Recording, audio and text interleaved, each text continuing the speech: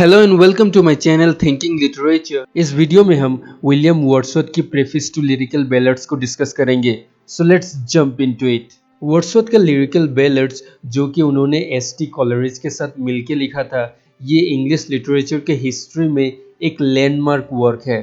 Wordsworth ने अपनी इस प्रेफेस टू लिरिकल बैलेड्स में अपनी कॉन्सेप्ट ऑफ पोएट्री का subject matter, purpose and function of poetry और उनके आइडिया ऑफ ए पोएट और पोएटिक प्लेजर के बारे में कहा है। वर्ड्सवर्थ का ये प्रेफेस टू लिरिकल बैलेड्स ने 19th सेंचुरी में इंग्लिश लिटरेचर को एक नई डायरेक्शन में लेके गई और ट्रू सेंस में रोमांटिक पीरियड का भी शुरुआत किया। वर्ड्सवर्थ ने अपने 18 note of preface to lyrical ballads में पोएट्री का डेफिनेशन कुछ इस प्रकार दिया है।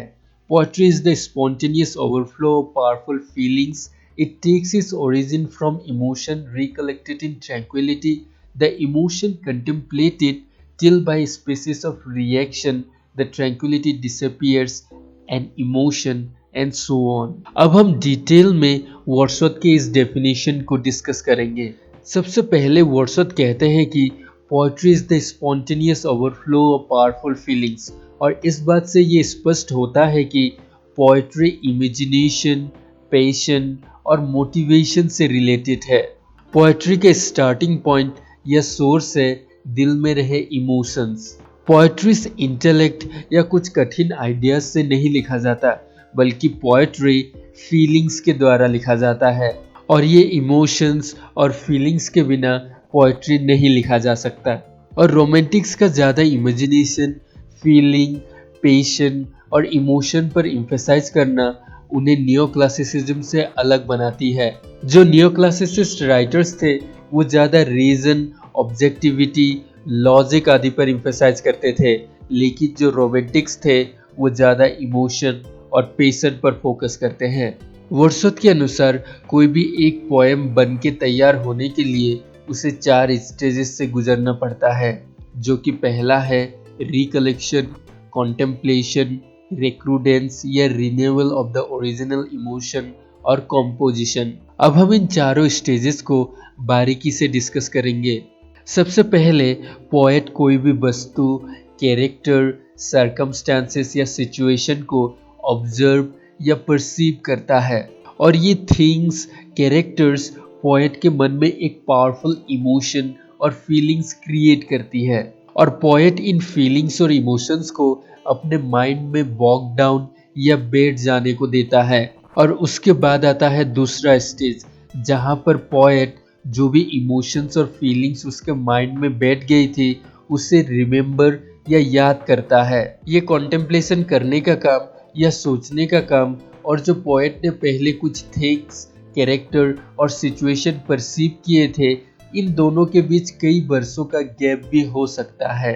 और ये पहले स्टेज की इमोशंस और फीलिंग्स पोएट्स के दिमाग में तब तक रहती है जब तक अनचाहे इमोशंस या जो इमोशंस सेकेंडरी और रैंडमली आ गए थे वो चले नहीं जाते। सो कंटेम्पलेशन के बाद हमारी जो इनिशियल या पहले की फीलिंग्स थी वो प्यूरिफाइड या फिल्टर हो जाती है, और जो रह जाता है उसे हम यूनिवर्सल ट्रूथ भी कह सकते हैं। और इस पूरी प्रोसेस में मेमोरी का बहुत इम्पोर्टेंट रोल है। हालांकि ये प्रोसीजर बहुत स्लोली काम करता है, लेकिन इस प्रोसीजर में हमारी जो पर्सनल फीलिंग है वो प्यूरिफाइड होके यूनिवर्सल हो जाती है। कंटेम्पलेशन के बाद वर्ड्सवर्थ कहते हैं कि हमारी जो इमोशंस रह जाती है वो इमोशंस हमने जो पहले इमोशंस रिसीव किए थे उससे बहुत अलग होती है। यहाँ पर वर्ड्सवर्थ एक वर्ड पर एम्फेसाइज करते हैं, और वो है किंड्रेड, जिसका मतलब है रिलेटेड या मिलता जुलता। वर्ड्सवर्थ का मानना था कि जो इमोशंस शुरुआत में पैदा होती है और जो इमोशंस कंटेम्पलेशन के बाद पैदा होती है वो दोनों रिलेटेड होती है, लेकिन आइडेंटिकल नहीं होती, मतलब सेम नहीं होती, क्योंकि कंटेम्पलेशन के दौरान हमारी इमोशंस प्यूरिफाइड या फिल्टर हो जाती है, और क्योंकि कंटेम्पलेशन के बाद हमारी इमोशंस प्यूरिफाइड और फिल्टर्ड हो जाती है, इसलिए जब पोएट पोएम लिख रहा होता है तब ट्रैंक्विलिटी नहीं होती, बल्कि एक इमोशनल एक्साइटमेंट होता है पोएट्री क्रिएट करने की। वर्ड्सवर्थ कहते हैं कि जब भी पोएट पोएट्री क्रिएट कर रहा होता है तब पोएट के मन में एक प्लेजर होता है जिसे वर्ड्सवर्थ एन ओवरवेलेंस ऑफ प्लेजर भी कहते हैं। और एक पोएट का ये काम होता है कि वो अपने इस प्लेजर और डिलाइट को अपने रीडर के साथ शेयर करे। अब हम जानेंगे कि वर्ड्सवर्थ के अनुसार पोएट्री का एम या फंक्शन क्या है। वर्ड्सवर्थ कहते हैं कि पोएट्री का पर्पस प्लेजर या आनंद प्रदान करना है, लेकिन ये प्लेजर कोई मामूली प्लेजर नहीं है, फॉर एग्जाम्पल जो हमें रोप डांसिंग देखकर मिलती है।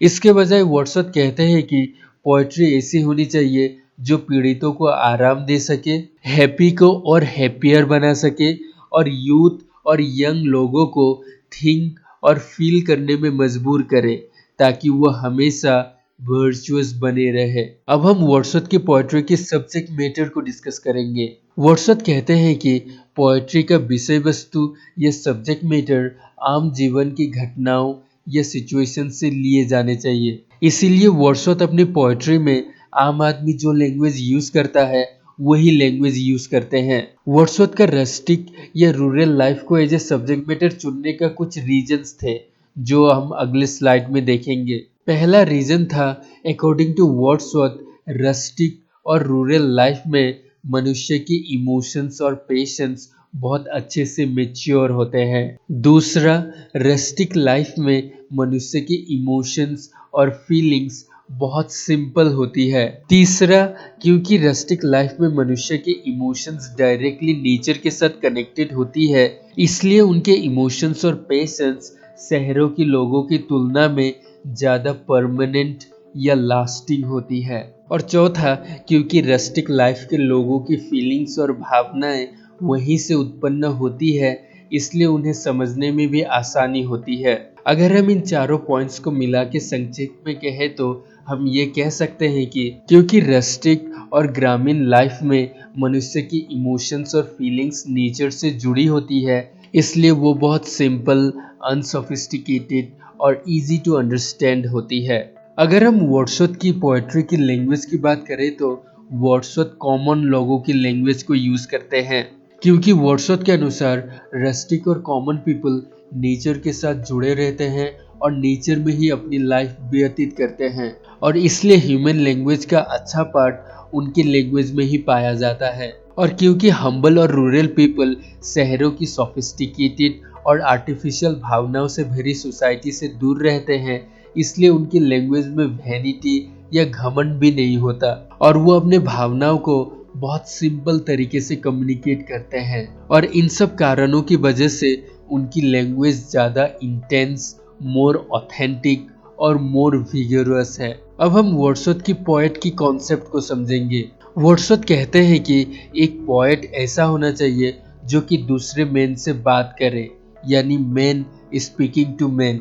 सो वर्ड्सवर्थ के अनुसार पोएट का मेन काम है कम्युनिकेशन। वर्ड्सवर्थ कहते हैं कि एक पोएट को केवल अपने प्लेजर के लिए नहीं लिखना चाहिए, बल्कि एक पोएट को अपने आइडियाज और इमोशंस को अपने रीडर्स के साथ शेयर करना चाहिए। वर्ड्सवर्थ कहते हैं कि एक पोएट नॉर्मल एक पर्सन से अलग नहीं है, बल्कि एक पोएट में कुछ गुण या क्वालिटीज नॉर्मल मनुष्य से ज़्यादा होती है। अब हम वर्ड्सवर्थ के अनुसार एक पोएट की क्या क्या क्वालिटीज होनी चाहिए उसे समझेंगे। वर्ड्सवर्थ के अनुसार एक पोएट हायर सेंसिबिलिटी या उच्च संवेदनशील व्यक्ति होता है, और इसी वजह से एक पोएट की इमोशंस और फीलिंग्स ज़्यादा पैशनेट या इंटेंस होती है। दूसरा क्वालिटी है एक पोएट की इमेजिनेटिव पावर या कल्पना करने की शक्ति दूसरे ऑर्डिनरी मनुष्य की तुलना में बहुत ज़्यादा होती है। एक पोएट उन इमोशंस और फीलिंग्स को महसूस कर सकता है जिसे उसने पर्सनली एक्सपीरियंस नहीं किया है। नंबर 3, एक पोएट के पास साधारण मनुष्य की तुलना में एक कॉम्प्रिहेंसिव सोल होती है, और इसीलिए जैसा कि मैंने कहा, एक पोएट उन इमोशंस को प्रेजेंट कर सकता है जिसे उसने डायरेक्टली एक्सपीरियंस नहीं किया है। फॉर एग्जाम्पल, अगर एक पोएट ने कभी भी किसी अपने को नहीं खोया है, फिर भी वो उस फीलिंग को एक्सप्रेस या प्रेजेंट कर सकता है, और इसीलिए वर्ड्सवर्थ कहते हैं कि ए poet is affected by absent things, as if they were present. So according to Wordsworth, एक पोएट के पास बेटर ऑब्जर्वेशन करने की क्वालिटी होती है, इमेजिनेशन होती है, सेंसिबिलिटी, फैंसी और जजमेंट करने की क्वालिटी होती है। और बाद में वर्ड्सवर्थ कहते हैं कि एक पोएट के पास सिंसियरिटी भी होनी चाहिए। बाय सिंसियरिटी वर्ड्सवर्थ का ये कहना था कि एक पोएट को अपनी लिखी हुई पोएम को रिवाइज भी करना चाहिए और उसे क्लैरिटी भी देना चाहिए ताकि एक रीडर उस पोएम को अच्छे से समझ पाए। वर्ड्सवर्थ अपने पोएट्री की थियोरी अपने पोएम्स में भी यूज करते थे। वर्ड्सवर्थ जब भी कोई इमोशन या सिचुएशन एक्सपीरियंस करते थे तब वो उसी वक्त उसके ऊपर पोएट्री नहीं लिख डालते थे, बल्कि वो उन इमोशंस को या सेंसेशंस को अपने दिमाग में सिंक डाउन या बैठ जाने को देते थे और बाद में अपने थियरी के अनुसार उसे कंटेम्पलेट करके पोएम्स लिखते थे। और वर्ड्सवर्थ के कुछ बेस्ट वेल नोन पोएम्स है the Tintern Abbey, the solitary reaper और द डैफोडिल्स, और ये सभी पोएम्स उन्होंने अपने ही थियरी का यूज करके कंपोज किया है। So come to the end of this video. अगर आपको वीडियो अच्छा लगा तो लाइक कीजिए, अगर अच्छा नहीं लगा तो डिसलाइक कीजिए और अगर नए हैं तो सब्सक्राइब कीजिए।